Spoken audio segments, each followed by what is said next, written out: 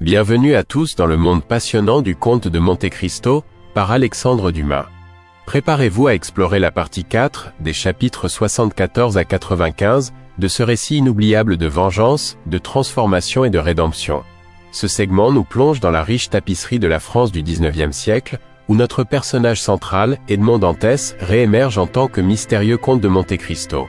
Sa quête calculée pour la justice pose le décor pour un climax dramatique impliquant l'amour, la trahison et la soif de rétribution. Nous plongerons dans les vies des personnages impliqués dans cette vaste saga. Vous rencontrerez Albert de Morcerf, naviguant les fardeaux de la réputation, au milieu d'un réseau complexe d'intrigues de haute société. Et n'oubliez pas Valentine de Villefort, dont le parcours est entrelacé d'amours secrets et de secrets de famille qui se dévoilent. Les relations complexes et les confrontations dramatiques nous guideront à travers des révélations et des duels, dévoilant des secrets détenus par des familles puissantes. Restez à l'écoute alors que les secrets du passé se révèlent, et que la quête d'Edmond se précipite vers une résolution épique. Découvrez l'attrait de Haydée, une incarnation de la royauté perdue, mystérieusement liée à la vengeance de Monte Cristo. Alors installez-vous confortablement, détendez-vous et rejoignez-nous alors que nous embarquons dans ce voyage captivant au cœur de le comte de Monte Cristo. Notre voyage continue alors que nous pénétrons dans une serre pittoresque, où de vieilles connaissances se rencontrent. Le mystérieux comte de Monte Cristo et Madame de Morcerf. Mercédès tend une branche d'olivier symbolique, offrant une humble assiette de fruits, reflétant les anciennes coutumes d'amitié et de réconciliation. Cependant, le comte reste distant, ses yeux assombris par le poids des injustices passées. Imaginez cette tension. Un changement profond en conflit avec les souvenirs d'antan. Juste comme les émotions restent non dites, Albert entre, porteur de nouvelles inattendues. La mort de Monsieur de Saint-Méran provoque des ondes de choc dans toute la famille Villefort, un événement extérieur intensifiant les conflits internes. Albert, ignorant les racines de la tension entre le comte et sa mère, offre un regard innocent, le passé antan étant une énigme pour lui, tissée à travers la tapisserie du destin. Ce moment marque un tournant, car devant nous se trouve une danse complexe au sein de la haute société et des liens familiaux, préparant le terrain pour de futures confrontations. Et révélation, cette nouvelle prépare la scène pour le tableau imminent. Une danse de pouvoir et d'agenda secret à travers les couloirs de l'influence, avec le comte orchestrant ses plans derrière un voile de mystère.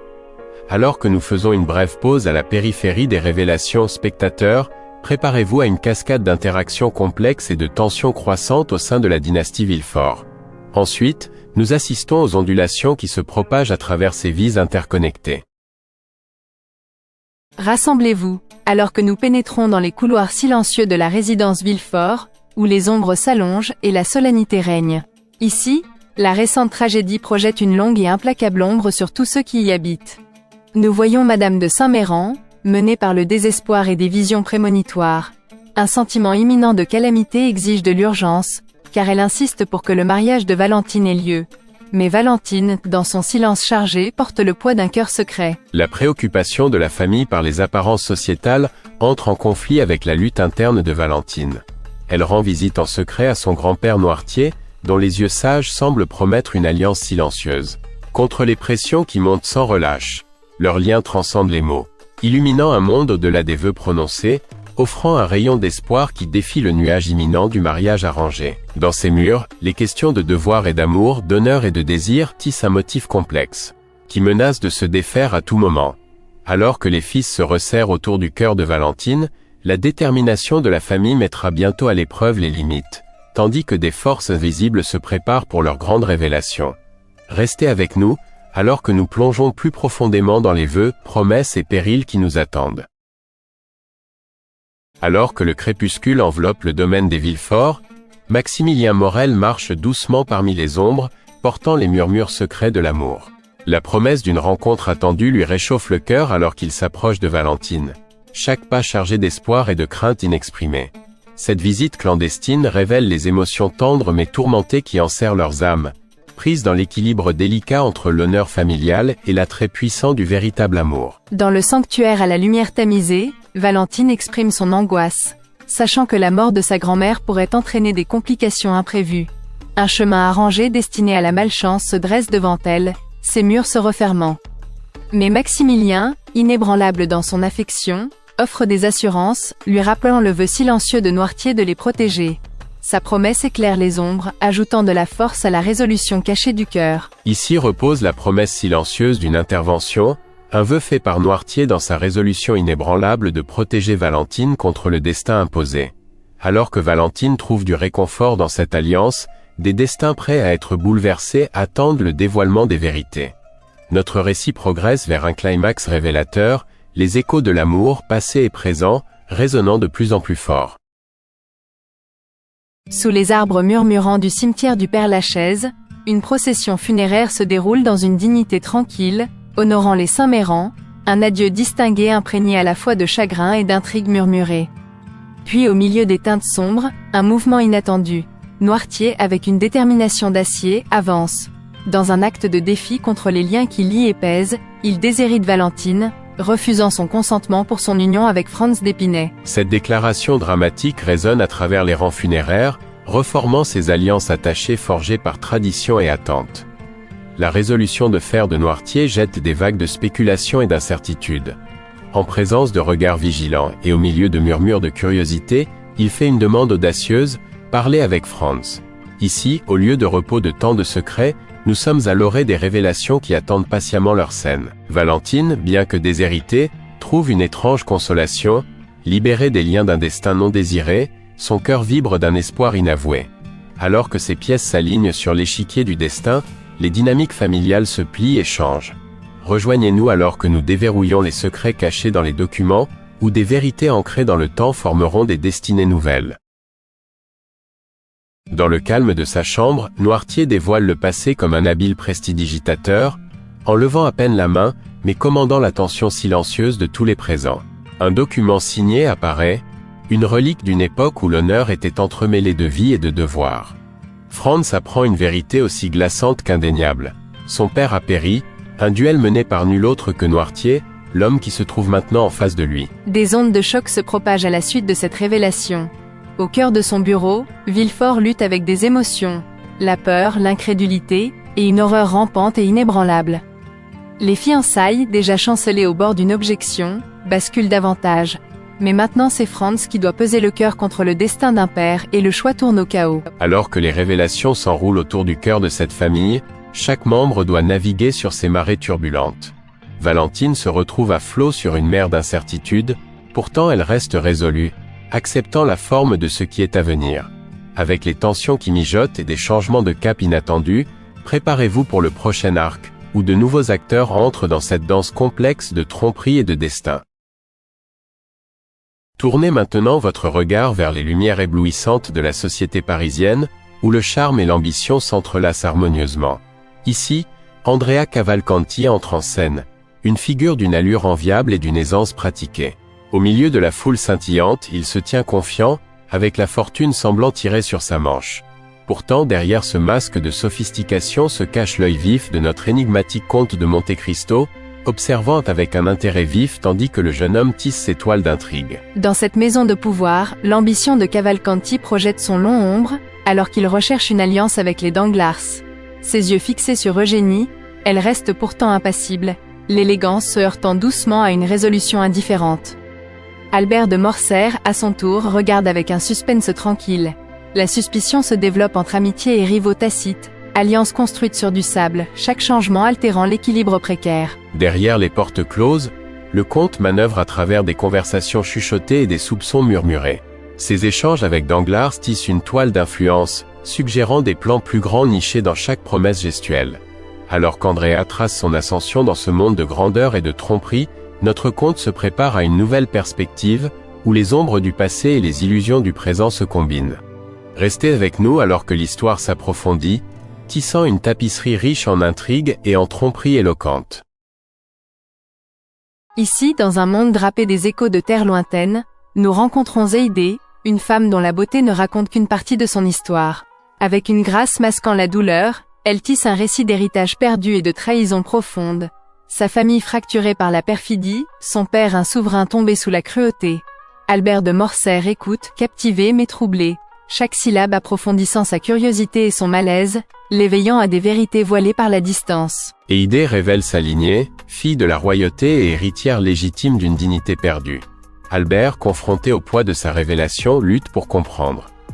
Et dans cette salle de confession murmurée, le comte de Monte Cristo se tient à la fois comme architecte et gardien, tissant des récits complexes dans sa toile expansive, chaque fil menant sûrement à un affrontement du destin encore caché. Alors qu'Haydée raconte son histoire à Albert, elle devient à la fois une clé et un témoin du monde du conte, un monde façonné par des couches d'intrigues et des injustices passées mises en lumière.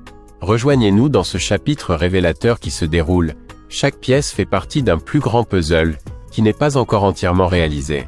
Le voyage nous mène maintenant vers Yanina, où les échos de l'histoire résonnent au milieu de questions sans réponse. Dans le cœur murmurant d'un jardin secret, Valentine et Maximiliane se rencontrent sous l'ombre généreuse des rameaux feuillus, où les révélations de Noirtier dénouent les fils qui la lient à une promesse indésirée. Ici, parmi les fleurs, ils partagent des souffles de soulagement, un avenir autrefois hors de portée maintenant à portée de main, bien que toujours ombré par les échos des épreuves persistantes. Pendant ce temps, Albert se retrouve au centre d'un maelstrom, alors que des murmures de Yanina deviennent suffisamment forts pour pénétrer la société parisienne, dénouant des vérités liées au nom de sa famille. Il reste résolu, prêt à défendre l'honneur du nom Morcerf. Une tâche à la fois noble et lourde, alors que la narration se transforme en récit d'honneur et de famille, de loyauté et de vérité. Dans le cadre opulent mais tendu de sa maison familiale, Albert se prépare pour le combat à venir. Non pas avec une lame ou une balle, mais avec une assurance inébranlable et un dévouement immuable à la justice. Alors que les fils de la loyauté et de l'héritage s'entrelacent, attendez notre prochain passage dans un monde où les vérités détiennent un pouvoir transformateur. Préparez-vous pour un récit débordant de suspense, alors que les événements se transforment en accusations et révélations. Dans les murs raffinés du domaine de Villefort, un soupir soudain brise l'air, revendiquant l'innocence d'un moment. Barrois, le serviteur loyal, s'effondre en plein milieu de la phrase, victime non de la folie, mais de la malveillance dissimulée dans un simple verre de limonade. Ce tournant sinistre réveille la terreur dans le cœur de tous les présents, alors que des regards silencieux ricochent dans la pièce, semant des graines de suspicion et de discorde. Alors que la maison tremble sous le choc, le docteur d'Avrigny prend le rôle d'enquêteur, son regard fixe jetant le doute sur Valentine. Pourrait-elle, sous son comportement doux, être le présage de malheur ? Cette accusation, grave et périlleuse, donne une nouvelle dimension au mécontentement de la famille. Un mystère nageant entre culpabilité et innocence, des questions surgissant sans réponse claire en vue. Valentine, envahie par la confusion et la peur, se trouve maintenant au cœur d'une tempête incertaine, chaque respiration mesurée, chaque pas pesé contre un fond de tension familiale. Alors que la confiance s'effondre et que l'intrigue se renforce, nous avançons dans une péripétie narrative où l'innocence doit être prouvée et les forces obscures émergent des marges. Rejoignez-nous pour les chapitres qui suivent, où révélation et justice côtoient de près la trahison. La nuit enveloppe les somptueuses salles de la résidence de Monte Cristo, où Caderousse, poussé par le désespoir, cherche fortune par des moyens illicites. Ses mains bougent rapidement, mais ses yeux trahissent la peur d'être découverts. Des ombres émerge le comte lui-même, une figure de pouvoir silencieux, observant la scène avec une intelligence qui voit à travers l'obscurité jusqu'au cœur de l'intention et de la conséquence. Dans un acte de grâce calculé, le comte, en tant qu'abbé Busoni, manœuvre Caderousse pour qu'il rédige sa propre confession. Un document le liant à la vérité et exposant ses méfaits. Ici, sous le poids du jugement moral, la justice s'efface tandis que le destin prend les rênes, guidé par le plan orchestré de Monte Cristo. Privé de la clémence du temps, Caderousse rencontre sa fin sur les marches pavées du destin, une conclusion appropriée façonnée non par des moyens légaux, mais par la main inébranlable du destin. Alors que les ombres du récit s'entrelacent, le comte se tient seul dans son influence stratégique, maître d'une justice forgée dans les ombres et la subterfuge, préparant le terrain pour explorer un autre voyage qui se déploie. Restez à l'écoute alors que nous plongeons plus profondément dans des royaumes où la loyauté teste ses limites, et la vérité cherche son propre chemin. À travers l'étendue parisienne, une tempête silencieuse se prépare alors qu'Albert de Morcerf démêle les fils d'une disgrâce personnelle et familiale. Révélations écrites à l'encre et au cœur brisé. À chaque lettre, chaque vérité chuchotée, la façade de la noblesse s'effrite, laissant Albert avec une résolution singulière, confronter le comte de Monte Cristo et chercher des réponses au milieu de l'enchevêtrement du regard de la société. Pendant ce temps, le comte, entouré des dépouilles de sa stratégie brillante, réfléchit à son parcours, un chemin pavé de plans complexes et de douleurs profondément enfouies. Ces manœuvres calculées laissent peu de choses au hasard, mais même lui ne peut échapper aux ombres d'antan. Alors qu'Albert se prépare pour la confrontation, le chemin de Monte Cristo dévoile les complexités de la vengeance et de la rédemption, où chaque choix porte le poids du passé et du présent entremêlés. Dans une pièce lourde de motus, Albert et le comte se rencontrent, un croisement de chemin pris entre la révélation et le jugement. Ici, dans ce silence invoqué, la danse entre le blâme et le pardon se déroule. Alors que l'histoire de Monte Cristo s'achève dans la réflexion, les échos de stratégie et de destin se fondent en une seule note. Le voyage avant tout est celui de la transformation. Rejoignez-nous alors que nous nous séparons de ces chapitres intrigants, témoins d'une saga narrative à la fois intemporelle et profonde, où les frontières de la justice et de la clémence trouvent leur résonance. Embrassez les myriades d'histoires non racontées, et que les leçons de patience, d'espoir et d'humanité nous guident au-delà de ce récit de rétribution et de renaissance. Et ainsi, nous concluons notre voyage à travers le classique intemporel d'Alexandre Dumas, Le Comte de Monte Cristo. C'est un conte qui entrelace les complexités de la vengeance, de la justice et de la rédemption, captivant les cœurs des lecteurs à travers les générations. Notre énigmatique conte, poussé par la vengeance, navigue finalement dans les eaux traîtresses de la vengeance et dans sa quête, reflète l'impact profond de l'ambition et du pardon sur l'esprit humain. Alexandre Dumas tisse magistralement des récits qui nous invitent à réfléchir sur les thèmes de la loyauté, de l'identité et de l'essence même de la moralité humaine. Nous vous invitons à plonger plus profondément dans ce trésor littéraire, à éprouver la totalité de son intrigue et de son introspection. N'oubliez pas d'aimer cette vidéo, de vous abonner à notre chaîne et de nous rejoindre dans les futures explorations des histoires les plus captivantes de la littérature.